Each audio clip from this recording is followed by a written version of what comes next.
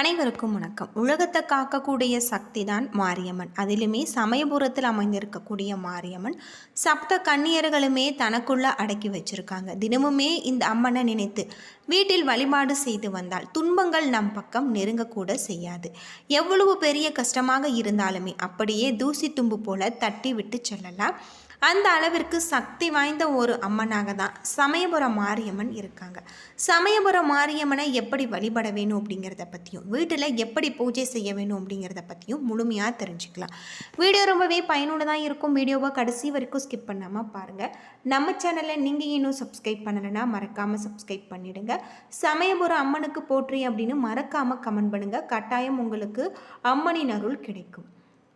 நம்முடைய துன்பங்கள் தீர தினமுமே நம்ம எப்படி மனதில் நினைத்து எந்த மந்திரத்தை சொல்லி வழிபாடு செய்வது அப்படிங்கிறத பற்றி தான் தெரிஞ்சுக்க போகிறோம். காலையில் எழுந்துமே சுத்தமத்தமாக குளித்து விட்டு வழக்கம் போல் பூஜை அறையில் விளக்கு ஏற்றி விடுங்கள். குலதெய்வத்தை நினச்சிக்கோங்க. அடுத்து சமயபுரத்து அம்மனை மனதார நினைச்சு சமயபுரத்து அம்மன் இவர்கள் தான் கும்பிடணும். இவர்கள் கும்பிடக்கூடாது எந்த ஒரு கட்டுப்பாடும் கிடையாது. இந்த பூமியில் இருக்கக்கூடிய ஊன் உயிர் எல்லாமே இந்த அம்பாள் படைத்தது தான். அவளை மனதார நினைத்து நாம் சமயபுர அம்மனுக்குரிய மந்திரங்களை 27 முறை சொல்ல வேண்டும். இப்படி சொல்வதன் மூலம் அம்மனின் அருள் நமக்கு கிடைக்கும். 48 நாட்கள் தொடர்ந்து தினமும் காலையில் எழுந்து சமயபுரத்து மாரியம்மனை நினைத்து நாம் சமயபுரம் மாரியம்மனுக்கு போற்றி அப்படிங்கிற மந்திரத்தை வீட்டில் சொல்லும் பொழுது வறுமை எப்பொழுதுமே இருக்காது, கஷ்டங்கள் இருக்காது. 48 நாட்களில் உங்களுடைய வீட்டில் என்ன அதிசயம் நடக்கிறது என்பதை நீங்களே உணரலாம். வீட்டில் இருக்கக்கூடிய பெண்கள், ஆண்கள், சிறியவர் யார் வேண்டுமானாலும் இந்த ஒரு வழிபாட்டை மேற்கொள்ளலாம். உங்களுடைய மனதில் இருக்கக்கூடிய கஷ்டத்தை போக்கக்கூடியதாக இருக்குது. 48 நாட்கள் சரியாக வேண்டும் என்று பிரார்த்தனை வைக்கலாம். வீட்டில் இருக்கக்கூடிய பெண்கள் 48 நாட்கள் இந்த ஒரு வழிபாட்டை செய்ய முடியாது. இடையில ஏற்படக்கூடிய இன்னல்களுக்கு பூஜை அறையில் விளக்கு ஏற்றாதீங்க. காலையில் எழுந்து வழக்கம் போல் குளித்து விட்டு வீட்டு பூஜை அறை தவிர வேறு ஏதாவது ஒரு இடத்துல அமர்ந்து மாரியம்மனை நினைத்து இந்த மந்திரத்தை நீங்கள் மனதார உச்சரித்து வாருங்கள், தவறு கிடையாது. மாரியம்மன் பெண்ணின் சுரூபம் தான். நீங்கள் அவருடைய நாமத்தை தீட்டு காலத்தில் சொல்வதால் எந்த ஒரு பாதிப்பும் வந்துவிட போவது கிடையாது. இந்த மந்திரத்தை உச்சரிக்கும் பொழுது பெண்களுக்கு தீட்டு ஒரு தடையாக இருக்காது.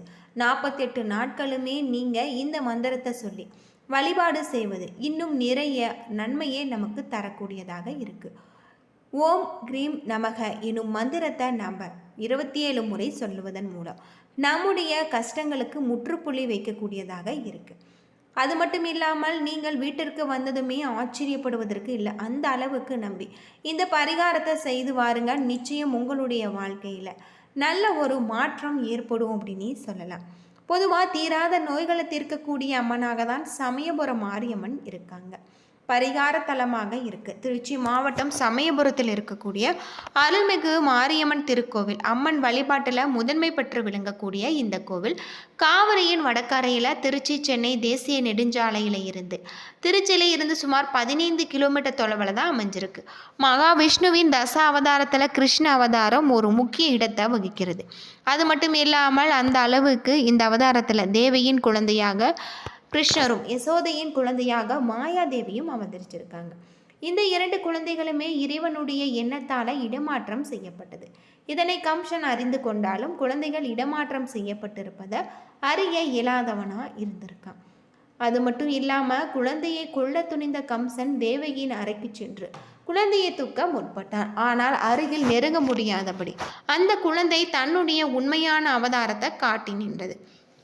அன்னையின் அற்புத தோட்டத்தை கண்ட கம்சன் தனது 8 கரங்களிலுமே எண்ணற்ற ஆயுதங்களை தாங்கி இந்த உலக காக்க அவதரித்து நின்றிருக்காங்க.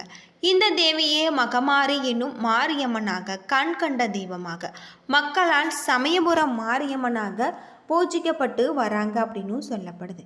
மேலுமே ஒரு கூற்றாக ஸ்ரீரங்கம் அரங்கநாத சுவாமி திருக்கோவிலில் அம்மனுடைய திருமேனி உக்கிரகம் மிகுந்து இருந்தமையினால அப்பொழுது அங்கிருந்த சுவாமிகள் அம்மனுடைய திருவுருவத்தை மற்றொரு இடத்திற்கு மாற்ற ஏற்பாடு செஞ்சுருக்காங்க. அதன்படி பணிவடை புரிவு இந்த திருவுருவத்தை எடுத்துக்கொண்டு வடக்கு நோக்கி வந்து ஒரு இடத்துல வைத்து இழப்பாரியிருக்காங்க. அவர்கள் இழப்பாரிய அந்த இடம் இப்பொழுது சமயபுரம் என்னும் பெயரில் இருக்கிறதாக சொல்லப்படுது.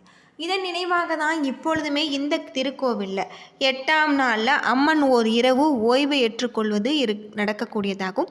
இளப்பாரிய அந்த பணிவிடை புரிவர் அங்கிருந்து தென்மேற்காக வந்து கண்ணூர் அரண்மனை மேட்டில் அன்னையின் திருவுருவத்தை வைத்துவிட்டு சென்றிருக்கிறதாகும். அவ்வாறு அவர்கள் வைத்த இடம்தான் மாரியம்மனுடைய அருளாலயமாக திகழ்கிறது. அது மட்டும் இல்லாமல் கண்ணூர் மாரியம்மன் என திருப்பெயர் கொண்டு அழைக்கப்படுவதாக சொல்லப்படுது.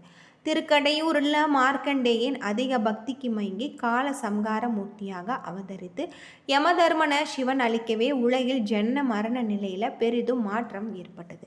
இந்த நிலையில் யமதர்மன் சபையின் மூத்த அமைச்சராகவும் நோய்களின் அதிபதியாகவும் இருந்து மாயாசூரன் பூவுலகில் இறப்பு நின்றுவிட்ட நிலையில் நோய்களை பரப்பி மக்களை துன்புறுத்தினான். அதர்மம் அழிந்து தர்மம் தலை தோக்க மும்மூர்த்திகளின் வேண்டுகோளுக்கு இணங்க மாயாசூரனையும் அவனது சகோதரர்களையும் வலம் செய்து அவர்களது தலையை ஒட்டியானமாக அணிந்து நோய்களுடைய கொடுமையில இருந்து மக்களை காப்பாற்றிய சிறப்பு மிக்கதாக இந்த கோவில் இருக்கு. இன்றுமே கருவறையில் இருக்கக்கூடிய அம்மனின் பொற்கமல திருப்பாதம் மாயாசூரனின் தலை மீது எழுந்திருப்பதை காணலாம். மேலுமே இந்த திருக்கோவில் தீராத நோய்களை தீர்க்கக்கூடிய சிறந்த ஒரு பரிகாரத்தலமாக இருக்கு.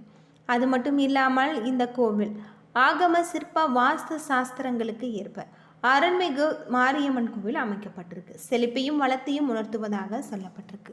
கோவிலுடைய முகப்புல இருக்கக்கூடிய நீண்ட பெருமண்டபம் பார்வதி கல்யாண மண்டபம் என அழைக்கப்படுது. 3 திருச்சுற்றுகளை கொண்ட இந்த கோவிலின் கிழக்கில் இருக்கக்கூடிய சன்னதி தெருவில் அருள்மிகு விநாயகர் கோவிலும் தெற்கில் அருள்மிகு முருகன் கோவிலும் அமைஞ்சிருக்கு. தேரோடு மீதியின் வடக்கே மீண்டும் ஒரு விநாயகர் கோவில் அமைக்கப்பட்டிருக்கு. அது மட்டும் இல்லாமல் மேற்குல அருள்மிகு ராஜா கோபாலசுவாமி பிரதிஷ்டை செய்யப்பட்டிருப்பது மற்றொரு சிறப்பம்சம். இந்த திருக்கோவிலில் 2ஆம் திருச்சுற்றுலா அருள்மிகு விநாயகர் சன்னதி, நவராத்திரி மண்டபம், அபிஷேக அம்மன் சன்னதி, யாகசாலை, தங்கரத மண்டபம் உள்ளிட்டவை அடங்கியிருக்கு. 2ஆம் திருச்சுற்று முடிவடைந்த பின்னர் உள்ளே சென்றால் கொடிமரம், பலிபீடம் ஆகியவற்றையும் அதனைத் தொடர்ந்து மாவிளக்கு மண்டபத்தையும் நாம் காணலாம். கருவறைக்கு செல்லக்கூடிய வாயிலின் இருபுறமுமே துவார சக்திகளுடைய சுதை உருவத்தை நம்மால் காண முடியும். அது மட்டும் இல்லாமல் வலதுபுறம் அருள்மிகு கருப்பண்ண சுவாமி சன்னதியும் கருவறைக்கும் மாவிளக்கு மண்டபத்துக்கும் இடைப்பட்ட பகுதியில் மகா மண்டபம், அர்த்த மண்டபம் என்றழைக்கப்படுவதாகவும் சொல்லப்படுது.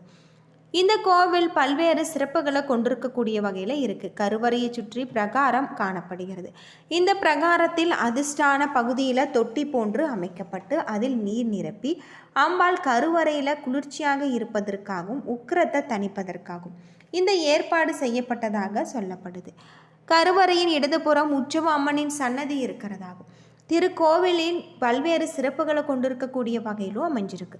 சமயபுரம் அருகில் இருக்கக்கூடிய அருள்மிகு செல்லாண்டியம்மன் திருக்கோவிலுக்குரிய திருமேனிக்குமே இங்கு நாள்தோறுமே அபிஷேகம் செய்யப்படுவதாக சொல்லியிருக்காங்க. உற்சவ அம்மனுக்கு தினம் 6 கால பூஜை மற்றும் அபிஷேகங்கள் நடைபெறுது.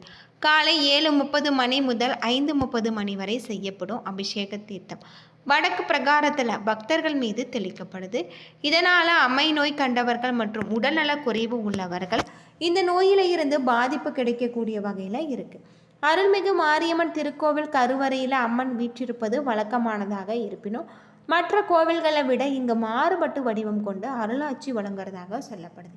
மூலவருடைய திருவுருவம் மரத்தால் ஆனதென்றால் அதன் மேல் சுதை வேலைப்பாடுகள் மேற்கொள்ளப்பட்டிருப்பது புதுமையான ஒன்று.